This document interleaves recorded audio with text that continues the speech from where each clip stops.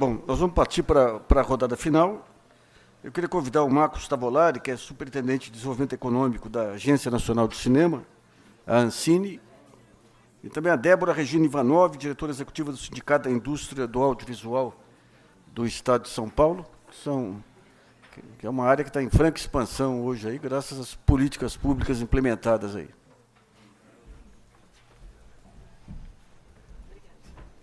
Tudo bom, Débora? Tudo bom? Tudo bom? Obrigado por ter vindo. Onde eu estou aqui?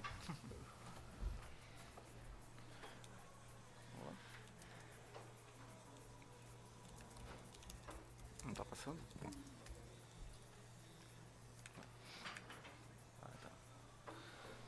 Alô?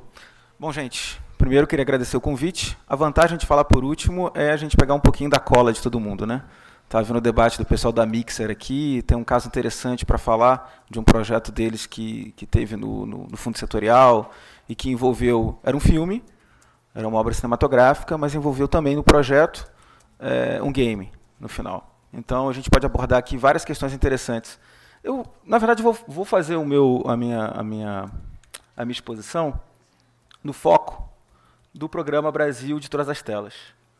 Não está passando aqui. Agora sim. E eu acho que Todas as Telas já representa uma mudança radical de política pública para o setor audiovisual brasileiro. Por que Todas as Telas? Primeiro, uma resposta à nova forma de fruição, para não falar consumo, do bem cultural audiovisual. Em qualquer lugar, a qualquer tempo, por diversos meios, e de preferência que seja apropriável pelo usuário. Então, em todas as telas. Se nós olharmos as políticas para o setor audiovisual, as políticas de fomento para o setor audiovisual nos últimos 30 anos, elas eram políticas, em geral, estanques, não integradas, muito voltadas para a produção cinematográfica. Depois, dado o avanço da nova lei de TV por assinatura, voltada para a produção de TV por assinatura. Mas a percepção que nós temos é que é um novo cenário que precisa transcender. E essa política tem que integrar produção, distribuição, programação, capacitação.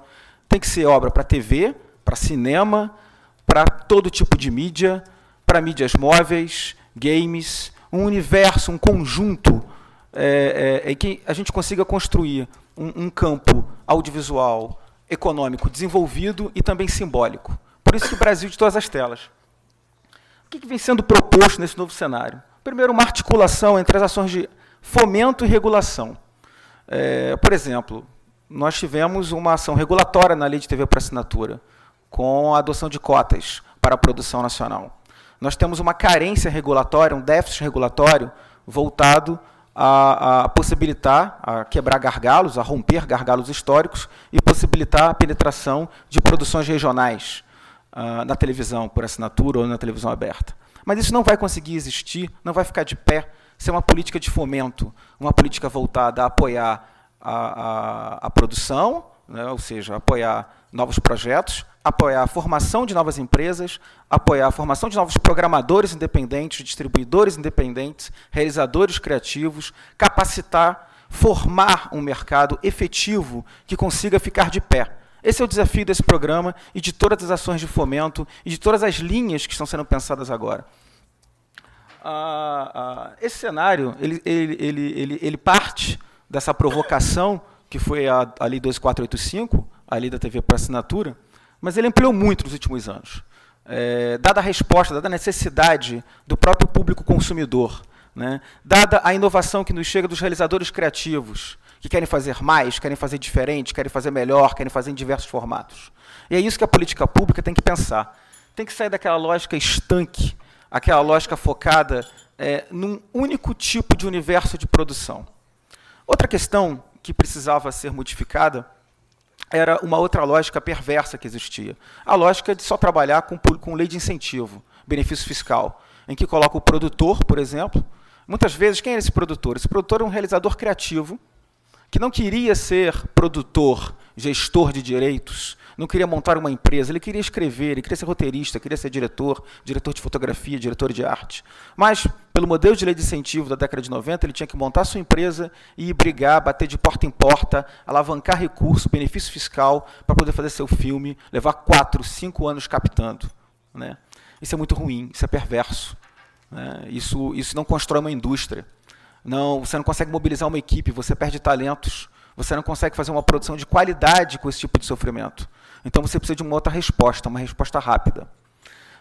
Então, foi desenvolvido outros tipos de mecanismos de investimento e de financiamento à produção audiovisual, que coexistam com a lei de incentivo. A gente ainda não pode abdicar dos recursos que vêm através dos benefícios fiscais, mas que consigam dar capital, recurso mais rápido aos realizadores criativos, aos produtores e também a outros elementos, outros elos da cadeia, para que esse conteúdo possa circular. Porque também não adianta só produzir se você não consegue distribuir, se você não consegue fazer chegar. O desafio hoje no Brasil é fazer chegar. É produzir com qualidade, é produzir com inovação, mas fazer chegar. Ainda é muito difícil fazer chegar. Há um tempo atrás, na Ancine, eu estava vendo um catálogo de obras.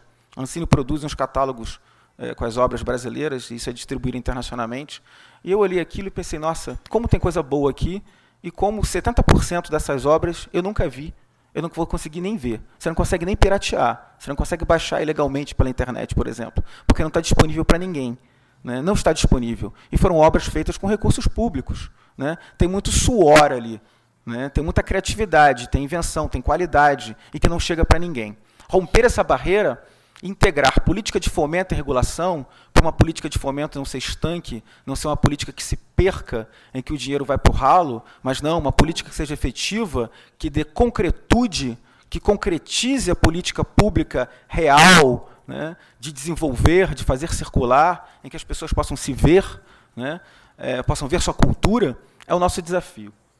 Eu estou colocando alguns macrocenários para balizar como as coisas foram criadas, como esse processo ainda está em construção, e como é difícil romper algumas lógicas, e como é difícil construir isso, mas eu acho que está avançando muito, e esse ano é o ano da virada.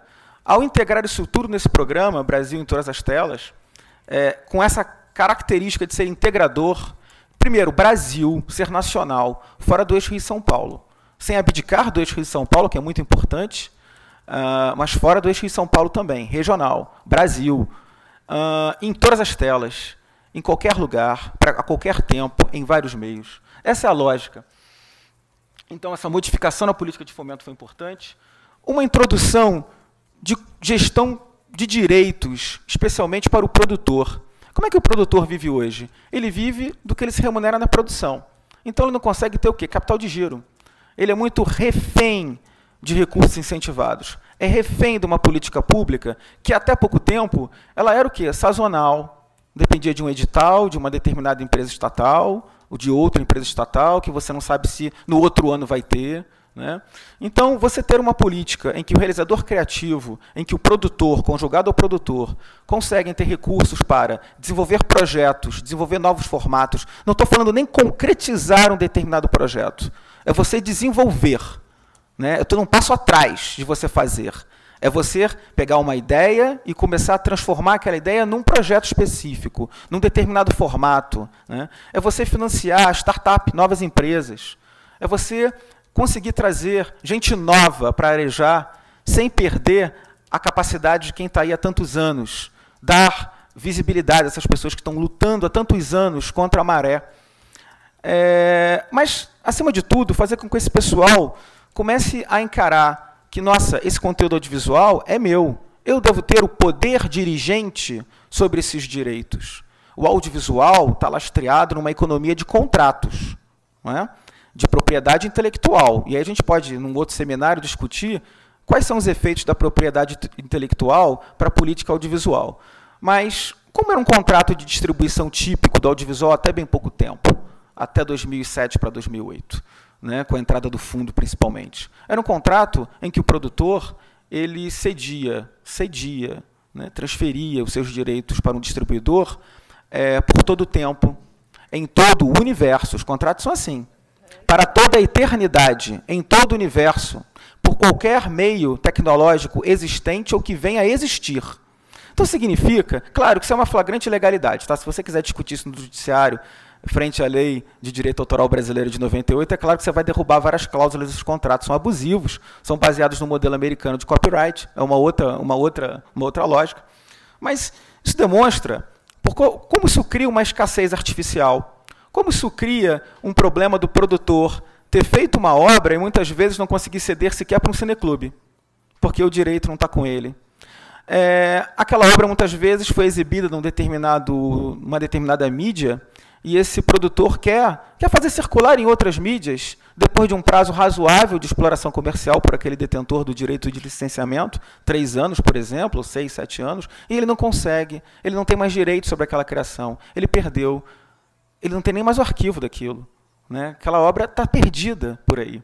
Né? Então, essa lógica começou a ser alterada, trabalhando o produtor, criando na política de fomento, nos contratos de financiamento, nos editais de financiamento, se você quer chegar e pegar esse recurso, você muito bem, você distribuidor, você parceiro desse produtor, é obrigado a adaptar os seus contratos a essa realidade de financiamento. Veja, é um financiamento bom, né? Por que é bom?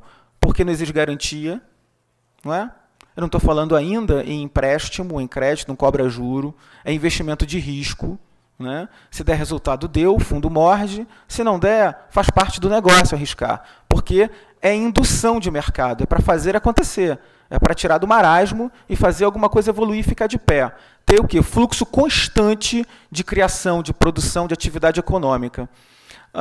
Então, isso provoca uma alteração nessas cadeias contratuais.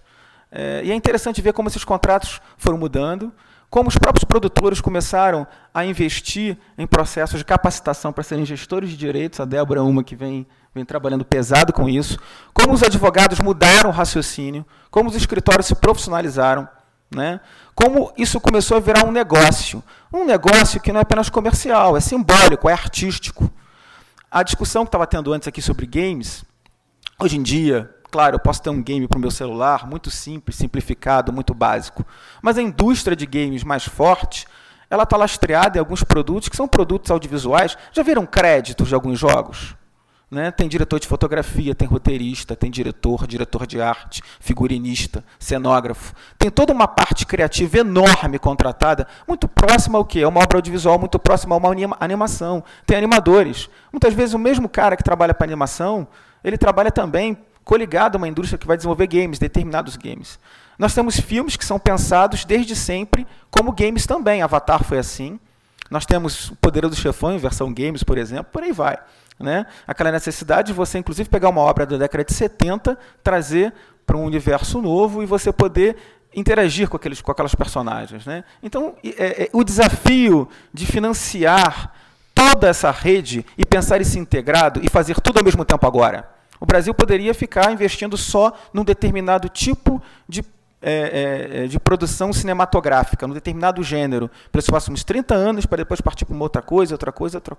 Bom, essa indústria ela não fica de pé se ela não for pensada de uma forma integrada. Não fica.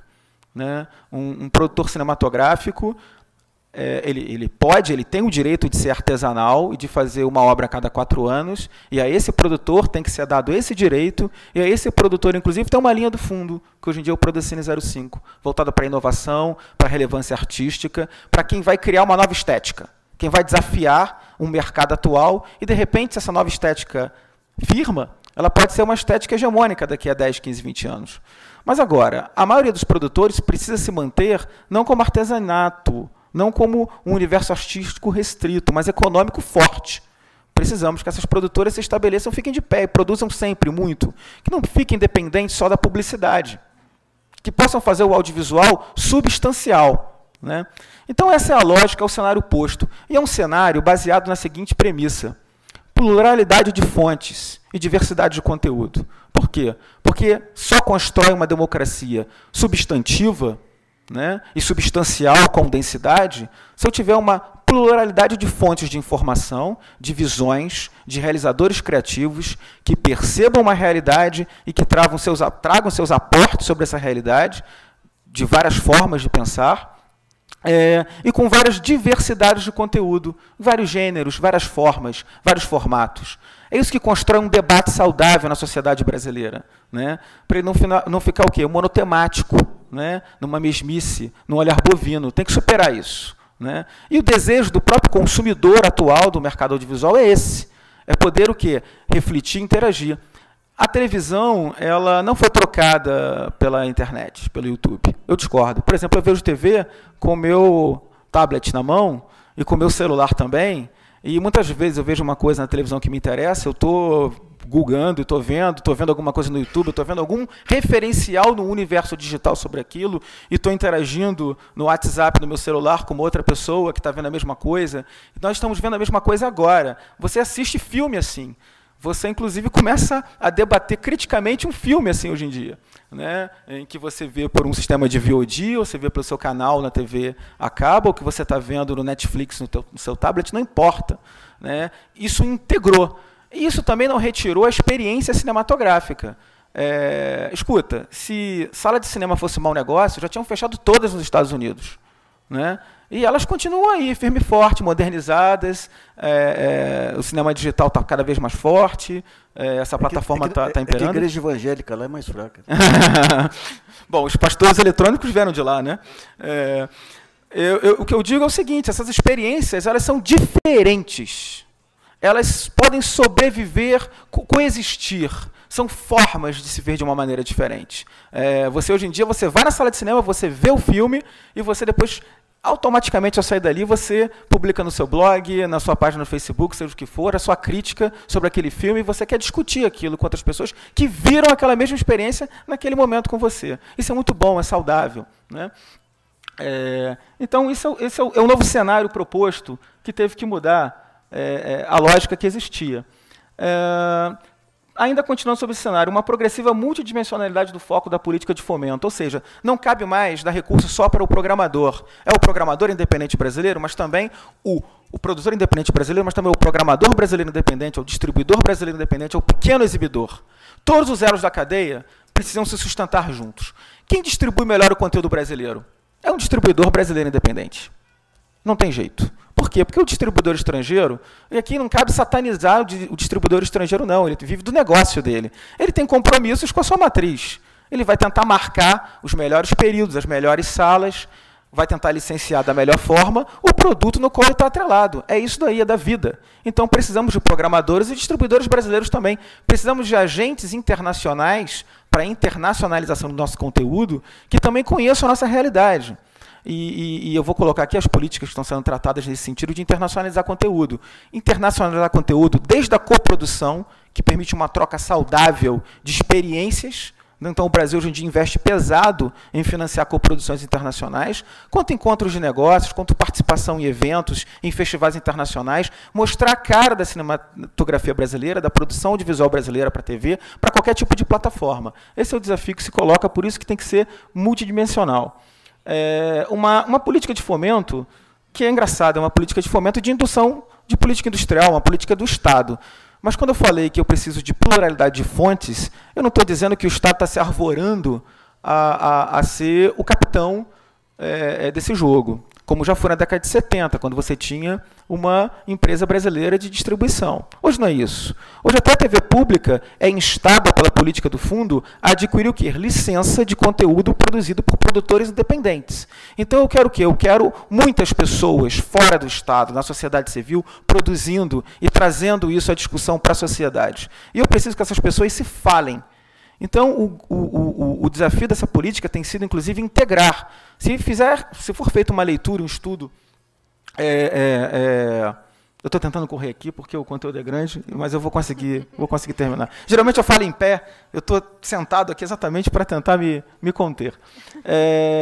Mas fazer com que essas pessoas, quando a gente coloca aquele bando de contrato, aquele bando de edital, aquelas várias linhas, e por que aquelas várias linhas, fazer com que essas pessoas elas consigam se falar, se integrar, trocar experiências e conhecimentos e firmar o quê? Parceria. Há um tempo atrás isso não acontecia, isso começa a acontecer. Produtoras do Rio com produtoras de Porto Alegre, com produtoras de Pernambuco, com um distribuidor que está distribuindo no Centro-Oeste, com um programador do Paraná. Isso está sendo interessante para o modelo de negócio. né? Vários eventos que eu fui esse ano, que a gente dava palestra, a gente saía, as pessoas que estavam na plateia começavam a conversar entre elas e a fechar parcerias, embriões de parcerias. Isso é muito saudável. Uma política de regulação que objetiva ampliar esse potencial privado de negociação dos agentes econômicos hipossuficientes. O que é isso? O produtor ele tem poder para negociar com o distribuidor, mesmo o distribuidor brasileiro independente grande? Não, é claro que não. Óbvio que não, né? Agora, quando a política de fomento traz um caminhão de dinheiro, esse caminhão de dinheiro também interessa ao programador, seja independente ou não, ao distribuidor, seja independente ou não, é natural que essa política de fomento traga algumas marcas regulatórias que obriguem esse distribuidor, esse programador, a ter que negociar em outras bases com esse produtor. Eu estou fortalecendo o papel do produtor. Então, quando eu digo que, olha, desculpa, mas você não vai ter exclusividade superior a 7 anos por essa obra, você vai ser obrigado a renegociar com esse produtor. Olha, esse produtor vai ser o detentor dos direitos patrimoniais naquilo que a gente chama de poder dirigente, que é dirigir o futuro dessa obra, né? Por quê? Porque ele foi o agregador econômico, ele é que conseguiu reunir muita gente, muito realizador criativo, para que isso pudesse se concretizar, né? E é justo que você se remunere na sua condição de programador e distribuidor dentro do seu negócio, cada um articulado, mas no seu quadrado, né? Essa é a lógica da nossa política. Bom, reconhecimento dessa centralidade da propriedade intelectual na regulação audiovisual, então interferir nesse processo foi extremamente positivo. Estimular a inovação, desenvolvimento de formatos, conteúdos, modelos de negócios. A gente está passando, se nós olharmos as ações da Ancine, nos últimos 2, 3 anos, houve uma mudança nessa dinâmica. Nós temos linhas hoje voltadas à criação de núcleos criativos em empresas. O que é isso? É criar uma cultura que as empresas tenham um núcleo criativo, que reúnam várias pessoas sob a direção de uma pessoa que tenha maior expertise e que essas pessoas possam desenvolver o quê? Novos projetos, novos formatos ali dentro, né? Nós investimos em laboratórios. O que esse laboratório vem a ser, na verdade? Esse laboratório, gente, vem a ser fortalecer a qualidade dos nossos roteiros. Isso é um laboratório, né? É possibilitar que você junte pessoas que saibam fazer com pessoas novas e você possa discutir, e a gente financia isso.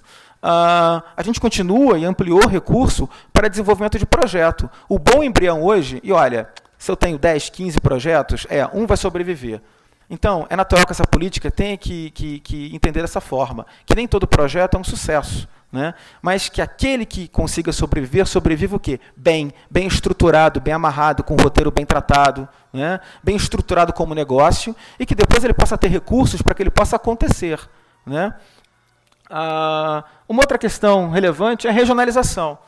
Pela primeira vez, nós radicalizamos na regionalização. Então, você tem recurso, você tem percentuais desses recursos específicos para produtores da região Norte, Nordeste, Centro-Oeste, Sul. Tenho 10 minutos. Eu tenho muita coisa para falar, mas eu vou tentar me manter aqui na linha. Mas isso não é para ser política de gueto, né, gente? Olha, toma o dinheiro, faça a sua produção no Norte e distribua na TV pública aí do Norte, não se fala mais isso. Isso é uma burrice. Nós queremos estimular coproduções nacionais, articulação entre os agentes do Brasil inteiro, né? Até porque a expertise está no eixo Rio-São Paulo, né? A expertise técnica, muito capital está aqui. Então, a gente precisa articular esses elos. Mas a gente garantiu que uma parcela de recursos fique para essas pessoas que nunca conseguem acessá-las. Elas não têm acesso a esses recursos, né? E assim, pela primeira vez, a gente abriu uma rachadura digamos assim, nessa barragem, né? Nesse dique de recursos. Por que isso, gente? Porque tem muita criatividade nesse Brasil inteiro. E é muito rico essa criatividade. Então, quais são as iniciativas concretas? Nós temos editais de suporte seletivo voltados à produção e distribuição cinematográfica. Nós temos editais de suporte seletivo voltados à produção e à programação para a TV, aberta e por assinatura. Nós temos um edital lançado recentemente para suporte automático. O que o suporte automático vai possibilitar? Em vez de você ficar ali mitigando, batendo na porta, disputando um dinheirinho para o projeto nesse edital do ano, para conseguir um investimento, você, dada a sua performance de você ter produzido obras brasileiras, ter conseguido comercializar obras, de você ter distribuído, de você ter programado obras brasileiras, ou se você for uma operadora de infraestrutura, de você ter empacotado canais brasileiros independentes, ou seja, de programadoras brasileiras independentes, você conseguir ter um universo de recursos semelhante a um programa de milhagem, né? Dada a sua performance, vale pontos, e você vai poder ter um recurso estocado para você usar como você quiser durante 2 anos. Estou te dando o quê? Capital de giro. Capital de giro. E isso pode ser utilizado conjugado com as outras linhas. Essa é a jogada dessa ação. Né? Essas linhas todas se comunicam em alguma proporção. Os editais, como eu falei, de núcleos criativos, laboratórios, desenvolvimento de projetos. Outras iniciativas concretas também do âmbito do FSA. Os editais de complementação regional, articulados, é multinível federativo. Né? A Ancine não tem a pretensão de ter 10 mil servidores. Impossível. Né? Senão vai virar uma máquina burocrática gigantesca. Então ela tem que se articular multinível, construir parcerias. E construir parceria com quem? Com os governos dos estados, dos principais municípios que queiram investir no audiovisual. Então, a depender da região do país, se esse governo coloca R$1, a Ancine, a depender da região, pode botar R$1 também, R$1,50, R$2. Né? O fundo setorial que faz essa aplicação. Então, isso possibilita a construção de editais regionais mais próximos a esses produtores, que podem ser conjugados com outras ações do fundo. Nós temos editais específicos para as TVs do campo público. Não estou falando TV estatal, não estou falando para a TV do Estado, ou seja, não estou falando para TV Brasil ou para as TVs de rede estaduais. Estou falando para a TV comunitária. Eu estou falando para outras TVs do campo público. Isso vai ser extremamente importante. Então, vem editais para isso, para produções, para essas televisões, que hoje em dia já passaram a ter, a partir desse ano, um tratamento diferenciado, menor custo para adquirir essas licenças produzidas.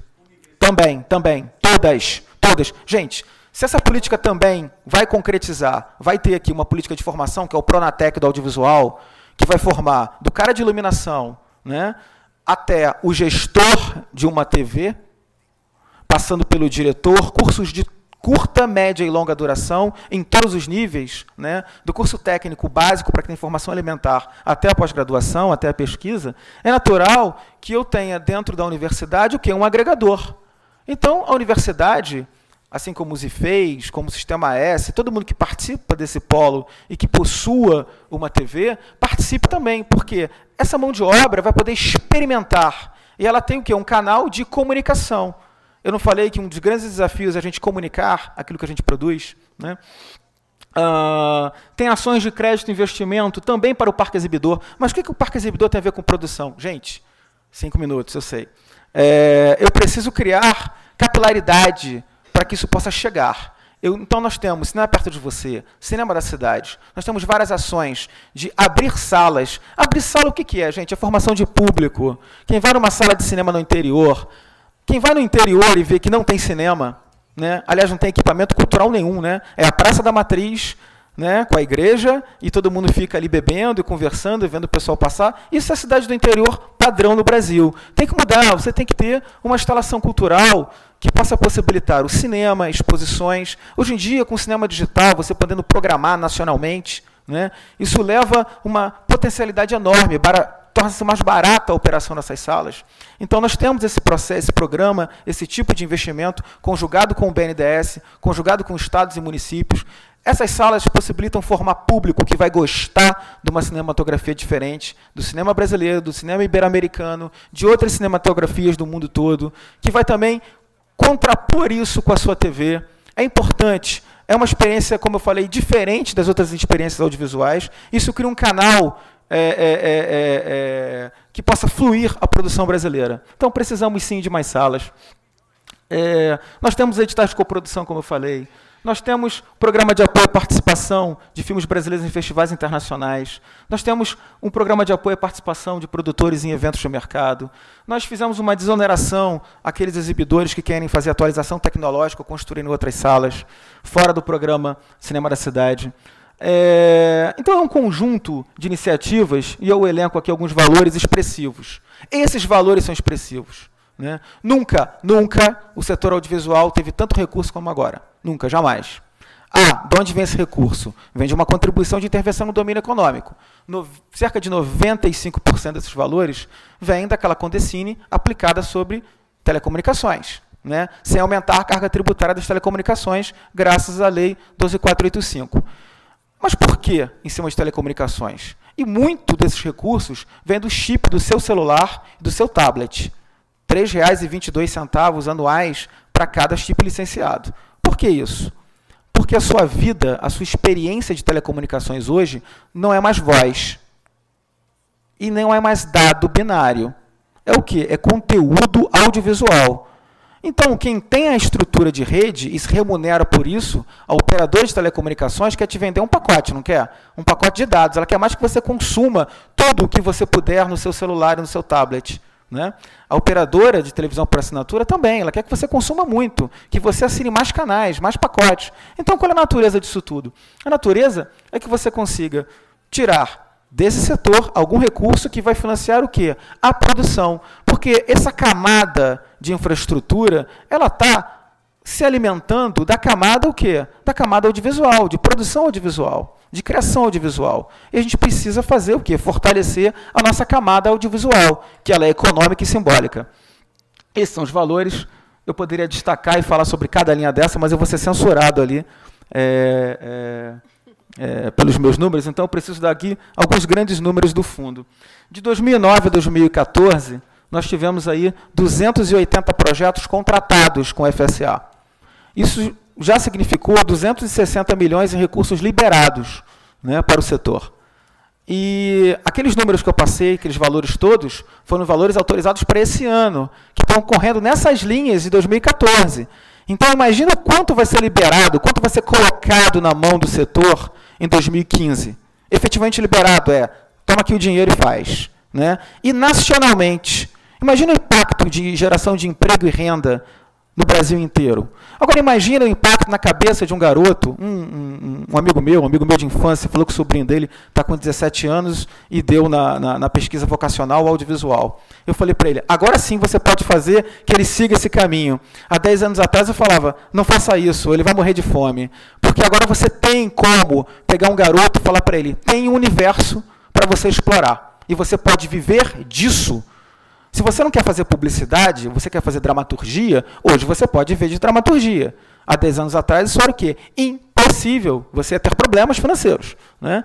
Então, isso traz uma camada de gente para a produção audiovisual que sai daquela lógica que eu chamo no Rio de Janeiro, da Zona Sul Carioca. Traz aquele jovem criativo do subúrbio que vai poder vai poder entrar no processo produtivo, vai poder trazer o seu aporte. Isso é muito rico, isso enriquece o olhar. E isso quebra elos, isso quebra barreiras históricas que nós temos no audiovisual brasileiro. A taxa global de sobrevivência, eu dei esse apelido, dos projetos que são inscritos no fundo, é de 41% no global. Então, 4 em cada 10 projetos que são inscritos no FSA recebem o dinheiro no final. Muitos sobrevivem. É natural que nas linhas de concurso, que é o Prodecine 01 e 05, esse patamar seja mais baixo. Mas nas linhas do fluxo contínuo é muito alto. Na linha de TV, do Prodave 01, 55% dos projetos que são inscritos recebem dinheiro. E, em geral, esse dinheiro, o dinheiro que eles recebem, é dinheiro do fundo e é o dinheiro que fecha esse orçamento de produção. Né? É por isso que a gente está começando a ver um monte de série brasileira na TV. Elas ainda não são boas. Nossa, mas é assim. Você precisa fazer. Meu tempo esgotou. Então, de 414 projetos inscritos ano passado, 170 tiveram decisões de investimento positivo. São 170 grandes projetos circulando aí. Né? O fundo dá prejuízo? Depende do que você considera prejuízo. É natural que o fundo para a TV, o que retorna para o fundo é pouco. Mas aí a gente está montando o quê? Está montando uma indústria. Assim como será quando o fundo resolver investir em games. Eu faço uma ressalva porque a animação dá muito retorno. Porque a animação gera uma gama de produtos derivados por muito tempo que rentabiliza a produção e o projeto. Agora, o fundo já retornou 16 milhões. E a maioria, o que é? Cinema. Aquela coisa que todo mundo diz que dá prejuízo. Retornou 16 milhões para o fundo. Eu falei 280 contratos até agora. A maioria desses contratos são de projetos que ainda não foram lançados. Então, eu tive 16 milhões de retorno de projetos lançados. Então, isso pela primeira vez, a gente consegue ter um dado positivo. Isso gerou uma externalidade muito boa para o produtor também. Tinha muito produtor que nunca tinha visto um relatório de comercialização na vida, porque o distribuidor não apresentava. Como o fundo exige, para ele poder calcular o seu retorno, é um parceiro na obra, esse produtor começou a ter o quê? Acesso de como a sua obra ela é explorada nacionalmente e internacionalmente. Isso foi muito positivo. Nossos desafios. Bom, realizar esse câmbio dessa prática procedimental dentro da Ancine e dentro da estrutura de todos os parceiros públicos da burocracia. Porque durante muito tempo foram procedimentos construídos com a perspectiva de uma lei de incentivo, zeladoria tributária. Agora é contrato de investimento. Tem que ter uma outra lógica, mais rápido, tem que ter um dinheiro mais rápido, né? Eu preciso ter uma produção audiovisual brasileira competitiva. E só será se eu puder saber quando a minha produção termina. Para eu saber quando a minha produção termina, quando eu vou ter aquele contrato de talento firmado, eu preciso ter dinheiro rápido, né? Então, mudar a burocracia é o que a gente tem que fazer, a gente já vem fazendo. Demora? Demora um tempo, mas é um desafio que a gente está enfrentando diariamente lá. Acelerar esses processos de análise, de contratação. Nós precisamos, por outro lado, estimular essa capacidade gerencial dos produtores, principalmente daqueles produtores que não querem fazer apenas uma obra de cinema a cada 4 anos. Aqueles que querem realmente entrar no mercado de produção com muito apetite, não dá para contratar como advogado o namorado da sua filha que é estagiário de direito, né? Ou o contador de cima da padaria que faz o seu imposto de renda. Tem que ser um controle financeiro, tem que ser um advogado formado em propriedade intelectual. Você precisa de um staff profissional. A sua capacidade técnica gerencial vai mudar. Você está falando de projetos que não são mais de R$500 mil. Está falando de coisa de 5, 10, 15, 20, 30 milhões. Né? Então a brincadeira ganha uma escala. E são vários projetos com esses valores. Você está tendo uma carteira com muitos milhões de reais na mão. Senão você quebra. Né? Muito dinheiro também, se não for bem gerido, pode ser a sua ruína. Nós precisamos estimular essas parcerias entre os agentes privados. Nós precisamos, acima de tudo, ampliar drasticamente a pluralidade das fontes de informação. Nós precisamos ampliar a diversidade de conteúdo. Nós precisamos dar maior densidade ao campo simbólico cultural brasileiro e a esse desenvolvimento econômico. Só assim a gente vai concretizar lá o artigo 215 da Constituição, o artigo 221 da Constituição. Todas essas políticas, e alguns dizem que elas são inconstitucionais, elas são constitucionais de base. Elas têm concretude constitucional. E é muito interessante que, dado o avanço progressivo da maturidade da democracia brasileira, isso comece a ocorrer agora. Muita gente fala, nossa, mas por que investir em audiovisual? Audiovisual que está na sua vida o tempo todo, está na vida de todos nós, a todo tempo, em todos os lugares, é a nossa forma de se comunicar, de trocar ideias, de participar politicamente, de dar as respostas, de cobrar, de construir um país. De construir um país que seja o quê? Diverso e não monotemático. Então, esse é o nosso principal desafio, que não é só do Estado, mas de todos nós aqui.